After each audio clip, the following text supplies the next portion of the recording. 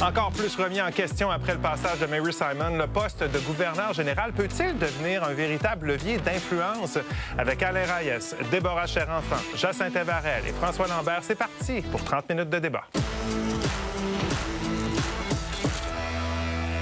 Pour la 31e fois dans l'histoire du Canada, il y a une nouvelle gouverneure générale qui a pris les rênes du pays. L'ancienne juge à la Cour suprême, Louise Arbour, a prêté serment d'office devant le Sénat lundi. Elle devient seulement la 6e femme à occuper le poste de commandant en chef du Canada.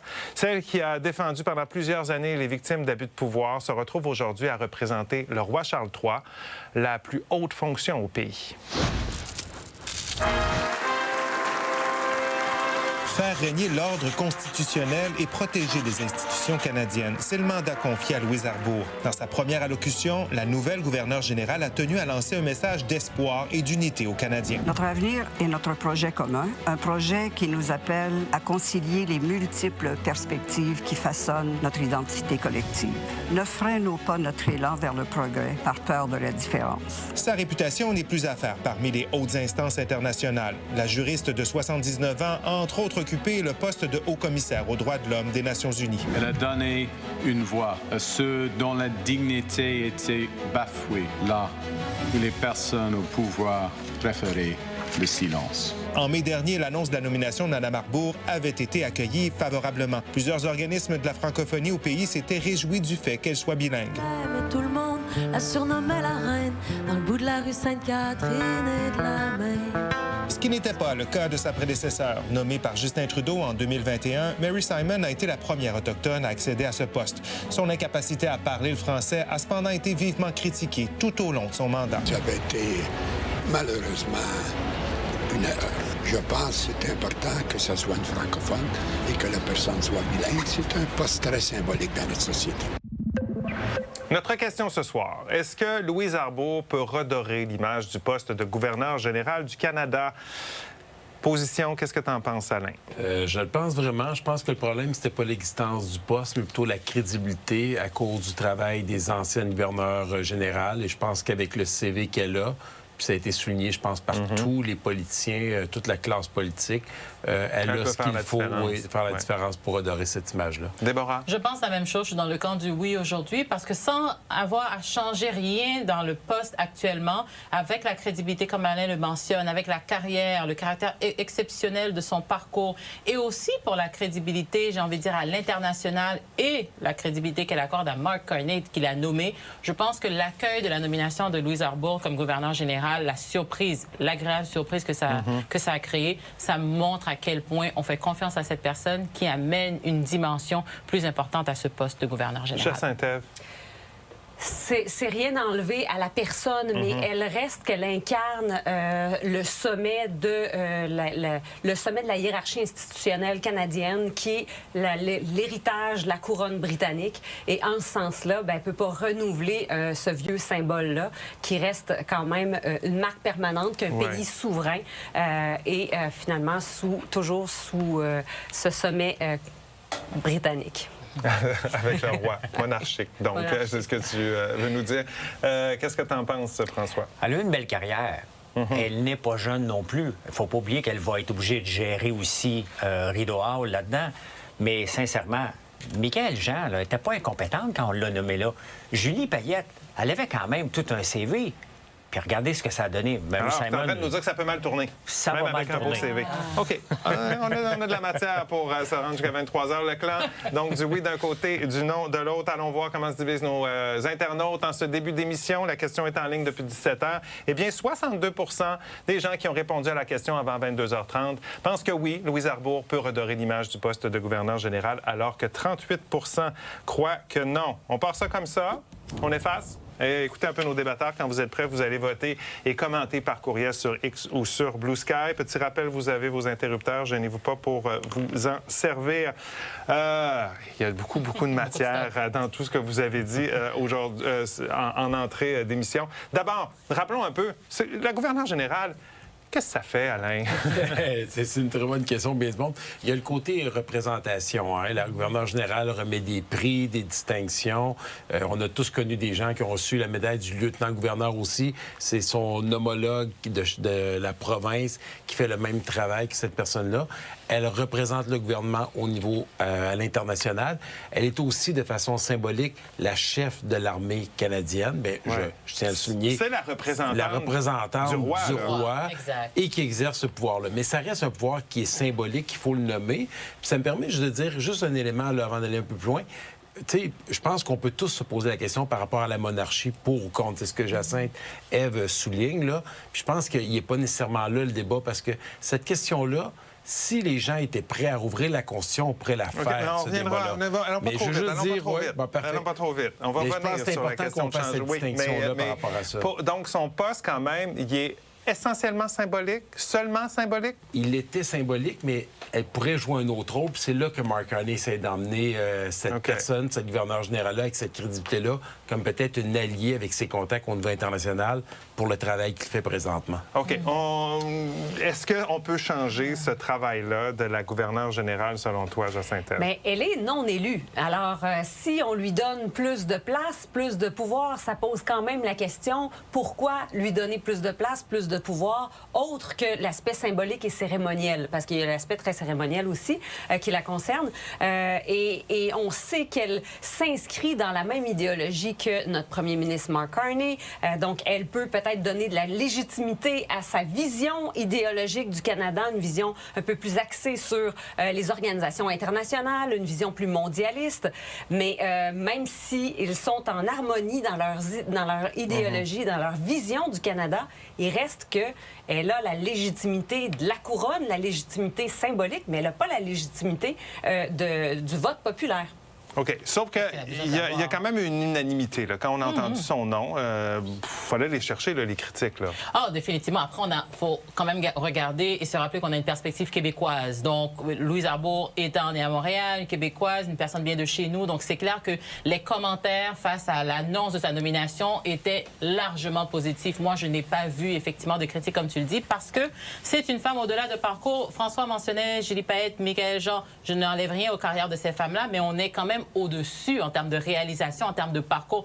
Elle a été juge à la Cour suprême, elle a été à la Cour pénale internationale. Je veux dire, on est ailleurs en termes de compétences, d'expertise, de profil, de brillance et aussi de réalisation d'une personne qui accède à ce poste-là. Et c'est pourquoi tout le monde a été au-delà de saluer, oui, quelqu'un qui a une belle carrière, mais on a quelqu'un qui a un caractère, qui a des réalisations, oui, qui a une belle carrière et qui a réalisé des choses non seulement au Canada, mais à l'international. Avant d'embarquer trop dans la comparaison avec ses prédécesseurs, là, quand tu as entendu cette nomination, ce nom-là, est-ce que tu as fait comme pas mal de Québécois saluer ce nom-là?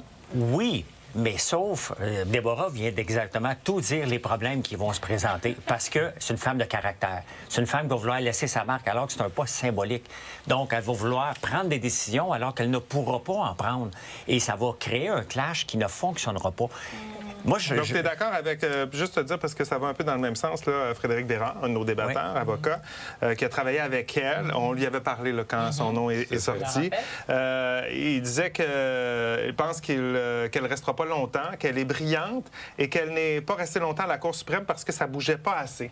Bien, c'est rare que je suis d'accord du même côté que Frédéric Bérard. Pas l'humain, je l'aime bien, mais pour le reste, on ne s'entend pas régulièrement. Mais c'est ça qui va être le plus grand danger. Et il reste que toutes les autres, Michaël Jean, qui a eu des problèmes, Julie Payette, c'est dans la gestion. Parce que là, il faut qu'elle gère. Le staff là, de Julie Payette, il y a eu du harcèlement parce qu'il faut qu'elle gère la patente. Elle a quand même une job à faire aussi. Puis elle a 79 ans. Ça veut dire qu'elle est là pendant 5 ans jusqu'à 84 ans. As-tu l'énergie encore de refaire ça? On vient de le voir, ce qui se passe avec Trump aussi. Je ne fais pas de logisme, là. Mais je fais pas de logisme. À 79 ans, t'es pas mal moins jeune pour faire le type de poste qu'on demande aussi. Mais j'aimerais répondre à François, c'est du Père Michel, parce que effectivement, bien respectueusement, François, je peux déconstruire tous les arguments que tu viens de mentionner. Mais parce les que oui, sénateurs, ils peuvent pas être nommés pour 75 ans. Mais on regarde l'âge de Trump, puis c'est le président des États-Unis, puis on voit tout ce qu'il prend comme décision. Merci de le comparer, c'est un très mauvais exemple. Mais tu sais que tu peux pas être sénateur pour l'âge de 75 ans. Je ne compare pas les décisions, attention, je compare la capacité, le statut et aussi la fonction. On a un président des États-Unis qui a le même âge que la gouverneure générale, qui arrive dans un rôle symbolique et protocolaire. Mais par rapport aux réalisations et à ce que François mentionnait sur ce que ça peut réaliser, c'est une femme aussi intelligente. Moi, je ne suis pas dans la tête de Louise Arbour. Je ne sais pas les raisons pour lesquelles elle a accepté ce rôle beaucoup plus en retrait, beaucoup plus protocolaire, symbolique, comme on le dit. Peut-être qu'effectivement, à 79 ans, elle est rendue ailleurs dans sa carrière. Elle cherche moins de postes avec du caractère, des décisions à prendre et qu'elle est effectivement, en fin de carrière, comme dit, 5 ans, à avoir ce rôle-là. Est-ce qu'elle peut redorer si elle devient juste... Mais elle l'a déjà fait avec sa nomination, c'est ce que je disais, juste avec d'avoir quelqu'un de son calibre déjà là pour toi, il y a un coup de peinture qui vient d'être donné. Qui a donné un rayonnement au poste d'emblée. On n'arrête pas de parler d'un rôle symbolique. Est-ce qu'elle peut influencer par des discussions notre premier ministre? Moi, je pense que oui. Je pense qu'au niveau où elle est capable d'avoir des discussions extrêmement poussées au niveau international avec tous ses réseaux de contacts. On l'a vu avec Mark Carney, comment son carnet de contacts l'a aidé jusqu'à présent dans ses fonctions et qui fait qu'il est très respecté par une grande majorité de Canadiens et Canadiennes. Je pense qu'elle peut faire la même chose. Puis Mark Carney fait partie, à mes yeux, des personnes qui sont à l'écoute des gens qui sont capables de discuter au même niveau qu'ils sont. Fait que je pense qu'avec son bagage, ses contacts, elle peut faire une différence. En tout cas, il se donne au moins une chance de pouvoir le faire, ce qui n'aurait pas été le cas s'il avait pris quelqu'un qui n'était pas à ce niveau-là. Bon, OK. J'ai envie de poursuivre. J'avais envie de te poser une question, Jacinthe, mais on va aller à la pause. Je vous rappelle notre question. Donc, ce soir, est-ce que Mme Arbour, Louise Arbour, peut redorer l'image du poste de gouverneur du Canada, elle qui est entrée en fonction hier? À vous de vous prononcer. Allez répondre à la question, commentez. On poursuit ça, nos retours.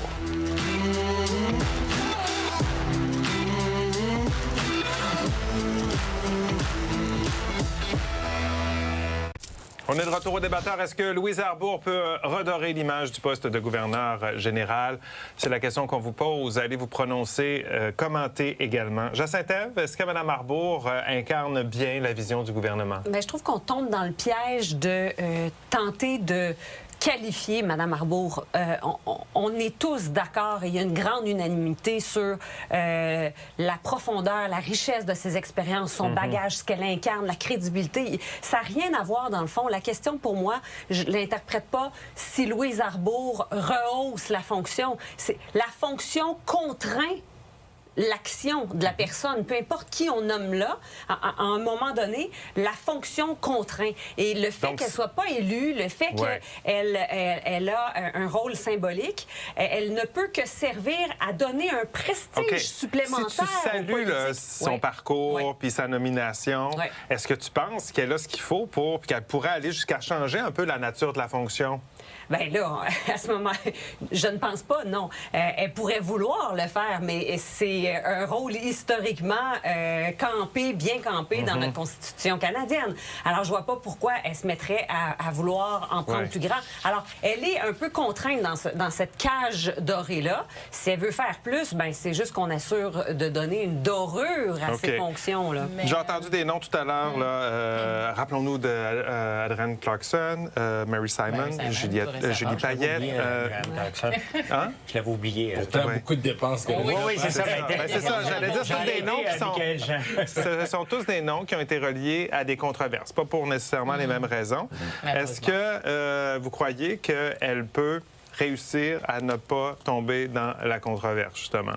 Oui, moi, je pense qu'avec son CV, sa réputation, c'est le genre d'individu qui n'aurait aucun avantage à l'âge qu'elle a, à la fin de sa carrière, d'aller jouer là. Au contraire, moi, je pense que c'est peut-être juste là qu'elle pourrait faire une grande différence. Par exemple? Gérer comme il faut Rideau Hall pour éviter justement ces dépenses extravagantes et jouer son rôle de gouverneur général comme on s'attend qu'elle joue, sans tomber dans la controverse comme on a vécu. Puis tantôt, tu as nommé plein de ses qualités, mais bilinguisme, c'était un incontournable. Là. Je pense que c'était une condition cette fois-ci à remplir, c'était ça. C'est nécessaire que c'était le premier critère, j'ai envie de dire, de compétence dans la liste de critères pour recruter cette gouverneur. Mais j'aimerais ajouter à ce qu'Alain mentionne, parce que oui, le rôle, Jacinthe disait tout à l'heure, le rôle contraint l'action. Mais là, la question n'est pas est-ce qu'elle va changer le rôle, est-ce qu'elle va défaire tout ce qui est la fonction d'être gouverneur général. Au contraire, la question, c'est déjà avec sa nomination, comme je disais, elle redore l'image, elle rajoute une teinte de sérieux, de crédibilité, comme elle le disait aussi, parce que c'est comme si nos attentes, nous-mêmes comme Canadiens, c'était de voir quelqu'un avec une certaine platitude, quelqu'un qui est vraiment beige, si je peux me passer l'expression, qui a pas vraiment, qui fera consensus, comme on le disait tout à l'heure aussi, et qui ne créera pas de vagues. Mais avec un profil comme celui de Louise Arbour, encore une fois, on ne peut pas s'attendre. Elle est intelligente aussi, encore une fois, donc elle ne va pas créer non plus volontairement elle a fait ça toute sa carrière, elle a créé des vagues qui se sont positives ou non. Elle a fait ça toute sa carrière. Mais après, elle a soigné sa réputation et sa renommée. Elle a une très bonne réputation, je dis pas. Exactement. Oui. C'est pourquoi je veux rappeler et préciser cet élément-là. J'ai besoin du bouton pour ça. Merci. Mais merci, Michel, de me stresser par rapport à ça. Mais par rapport à Louise Arbour, ce que je voulais dire, c'est que elle a fait toute sa carrière en soignant sa réputation, sa renommée. Donc, c'est pas aujourd'hui. Et en arrivant avec l'historique qu'elle a de Mary Simon, donc l'élément français. Donc, tu m'amènes à la bonne place. Elle arrive en connaissance de cause. Qui a fait le plus de mal à la fonction, à l'image de cette fonction-là, à travers les noms qu'on a nommés? Parce que, tu sais, le CV de Julie Payette, une astronaute qui arrive à... Ça a été salué jusqu'à temps qu'il y ait des journalistes qui fouillent un peu. Avant, qui était un ancien astronaute qui est devenu, pas gouverneur général, mais qui est devenu député puis ministre, puis il était reconnu. Mais qui a fait plus de mal à l'image? Michaël Jean, Mary Simon. Les trois dernières ont démoli complètement ce qui restait de crédibilité à gouverneur général, mais totalement. Mary Simon, parce que c'est pas de sa faute. Elle parlait pas français, puis on l'a nommé là. C'est juste pas le français, c'est son autre langue. La fonction même, elle représente la couronne britannique, elle représente le roi ici au Canada. C'est sûr que ces fonctions coûtent énormément à l'État canadien. Elle fait, elle peut pas. Là, on va retourner à quelque chose qu'on peut pas. Allons-y. Non, mais allons-y. On retournera possiblement encore dans des excès de facture, non pas parce qu'elle n'est pas crédible ou elle n'est pas sérieuse ou rigoureuse, mais parce que la fonction même exige une diplomatie à haute voltige qui coûte on a déjà fait des débats sur la monarchie ici, pour ou contre la reine, je ne me trompe pas, c'était au début. Est-ce que si on voulait en fait abolir ce poste-là, qui, on n'arrête pas de dire, est essentiellement symbolique, c'est pas si facile que ça. Là. Il n'y a pas un premier ministre qui va s'embarquer là-dedans. Il n'y a pas un premier ministre, il n'y a pas un parti politique à l'élection du Bloc québécois qui va vouloir, pour la raison simple, c'est que ça prend l'unanimité. Ça prend l'unanimité de la Chambre, donc de tous les parlementaires de la Chambre. Ça prend l'unanimité du Sénat et ça prend l'unanimité de toutes les provinces du Québec. Ça veut dire qu'il faut ouvrir la Constitution de 1982. Et ça, bien, vous ouvrez une boîte de Pandore avec parce que tout le monde va vouloir faire des modifications. Et voilà, le Québec comme l'Alberta actuellement. Et chacun ouvrir la Constitution. Mais demain matin, on ouvre la Constitution. Est-ce que c'est la fin du Canada comme on le connaît? Bien, je pense que oui. Puis là, on ne parlera pas de la gouverneure générale. On parlera de bien d'autres choses. Fait qu'il n'y a personne qui va l'ouvrir. Fait qu'à partir de là, la question... On est condamné avec, on doit avoir la meilleure personne. Mais la question du débat ce soir, est-ce qu'elle est la bonne personne pour redorer, sachant que c'est presque pas redorable? Puis les Canadiens, donc on fait partie, on a été brûlés par les trois. Donc qu'est-ce qu'elle... C'est là que je veux t'arrêter. C'est comment on fait pour redorer l'image? On arrête de faire des dépenses frivoles, on se comporte comme du monde, on est bilingue, on fait notre travail pour lequel on a été nommé. Qu'elle ne fasse que ça, ça sera parfait quant à moi. On va à la pause après. Quand on a son CV, on veut faire plus que simplement un rôle symbolique. Et c'est là qu'on risque de brouiller les cartes entre le rôle d'une gouverneure générale et le rôle politique. Rappelez-vous qu'elle a quand même un rôle non politique, non partisan. Oui. Ces ambitions-là, ça peut être son pire ennemi. C'est ce que tu nous as écrit dans son discours. Hein? Oui. Je veux que les Canadiens rêvent grand. Elle faisait sa coach de vie presque. Donc, elle est en train de nous dire, regardez, moi, je vais vous aider. Bien, c'est une phrase creuse, celle-là. Que tu veux que je vous dise? Peu importe qui va nommer, c'est creux pareil. En passant, juste pour l'information, les discours de la gouverneure générale sont écrits avec le bureau du premier ministre. Ils sont nécessairement en symbiose par la force des choses. OK, commentaire de Frédéric. Non, je n'ai rien contre Mme Arbour, mais le poste de gouverneur général représente le fléau qu'est la monarchie et prouve que le Canada n'a pas sa pleine souveraineté. T'aurais pu écrire ces mots? On s'arrête quelques minutes, attendre une pause. Au retour, d'autres commentaires et on verra si l'aiguille a bougé.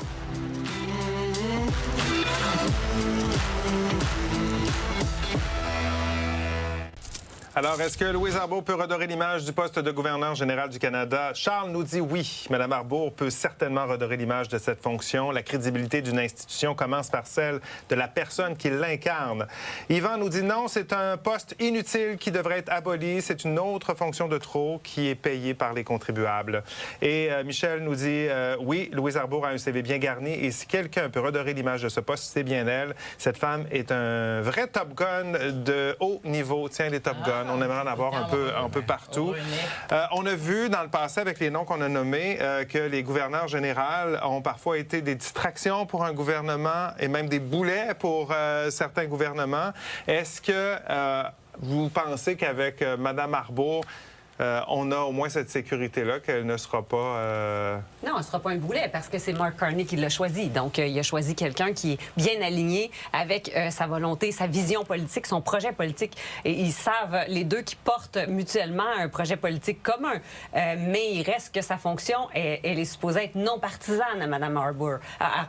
Donc, c'est quand même particulier que il n'y aura pas de scandale. Ça, c'est sûr. Mais tu sais, quand on dit ça, non partisan, on a le droit de dire que c'est quelque chose de catastrophique. Vous savez, le Sénat participe à la démocratie canadienne, puis les non-partisans. On peut être pour ou contre le Sénat puis dire qu'ils ne sont pas élus, mais ça fait partie de notre structure. Ils ont un rôle à jouer. Puis dans certains cas, les sénateurs ont fait un travail qui nous a sauvés de certaines catastrophes parce que des gouvernements qui étaient majoritaires poussaient des projets de loi qui n'étaient pas bons, très partisans, puis que le Sénat a réussi par toutes ses études. Fait que je veux juste dire que c'est sûr que si on parle de monarchie, puis on ramène ça à la question des dépenses, comme c'est là que c'est une dépense qui est inutile, on pourrait très bien fonctionner comme pays s'il n'y avait pas ce poste-là. Mais on ne peut pas l'enlever pour les raisons que j'ai expliquées tantôt. Fait à partir de là, est-ce qu'elle est une bonne personne pour redorer l'image, éviter les controverses, éviter les dépenses royales? C'est qu'on ne veut pas une plante verte, mais on ne veut pas quelqu'un qui va créer des controverses. Exactement. Allons voir avant le débat. Rappelons les chiffres. C'était 62 des internautes qui pensaient que oui, Louise Arbour pouvait redorer l'image du poste de gouverneur. 38 non. On termine ça comment? 93 des internautes disent oui, alors que 7 croient que non. Déborah qui dit bravo à Alain. On va se dire bravo Alain. Le choix du public, ça revient à toi ce soir pour les meilleurs arguments, Alain Reyes. Alors voilà, on ne peut pas l'enlever, ce poste-là. Mais il faut espérer que François n'a pas raison. Bon. Passez une excellente nuit. Bye-bye. À demain.